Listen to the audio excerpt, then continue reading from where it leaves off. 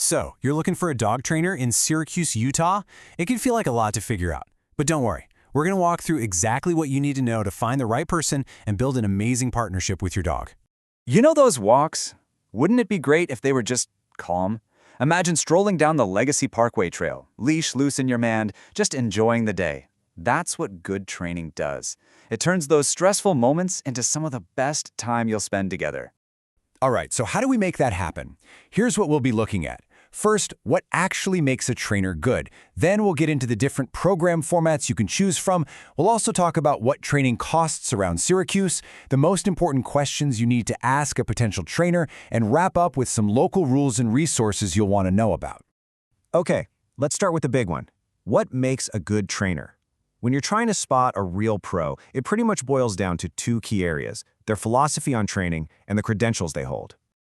So, the term you're going to hear a lot, and for good reason, is positive reinforcement. It's really the modern, science-backed way to go.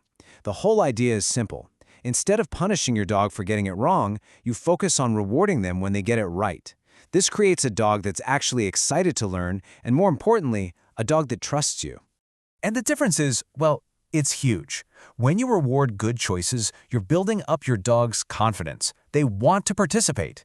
But if you go the route of using intimidation or force, you can end up with a dog that's fearful and anxious. That often creates a whole new set of problems. Really, the method you choose says a lot about the kind of relationship you want to have with your dog. Now, what about all those letters after a trainer's name? Think of certifications as proof that a trainer takes their education seriously. For everyday skills, something like a CPDT-KA is a great sign. But if you're dealing with tougher issues, like serious fear or aggression, you'll want to look for a specialist. A certification like CBCCKA means they have deeper knowledge specifically in behavior modification. Okay, so you found a trainer with a philosophy you like. Now, what kind of program is best? Let's break down the different formats, because the right one really depends on your dog and what you're hoping to achieve. So you've got a few main options. Private lessons? Perfect for very specific things, especially stuff that happens in your own home, like barking at the door. Group classes are awesome for teaching your dog to stay focused when other dogs and people are around. Then there's board and train, which can be an intensive start if your schedule is packed. Just remember with that one, you'll still need to be involved to make sure the training sticks. All right, let's talk money. What should you expect to budget for dog training here in Syracuse and the rest of Davis County? Let's take a look at the numbers. As you can see, the prices can really range. A group class for 6 weeks might be a couple $100, while something like a 2-week board and train is obviously a bigger financial commitment.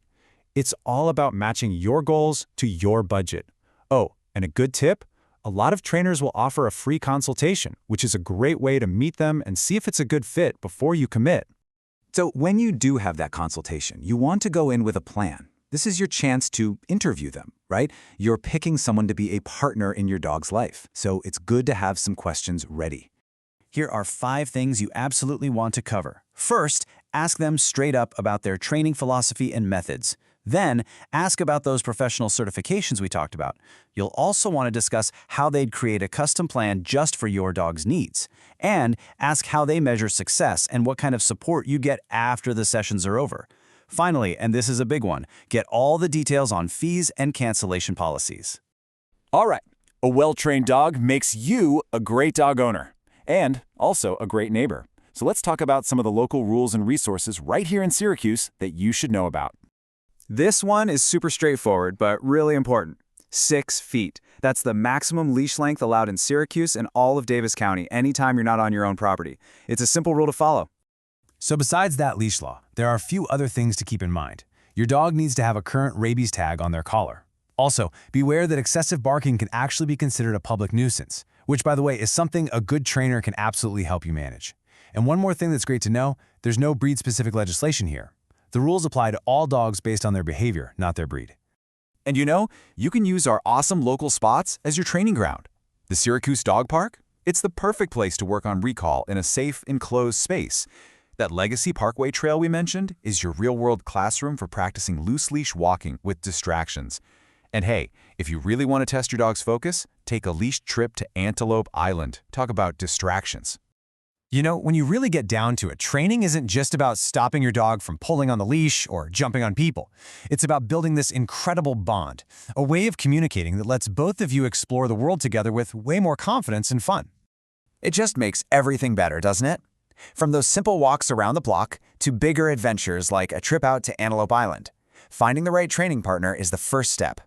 We hope this helps you find a great one so you and your dog can get out there and enjoy everything Syracuse has to offer.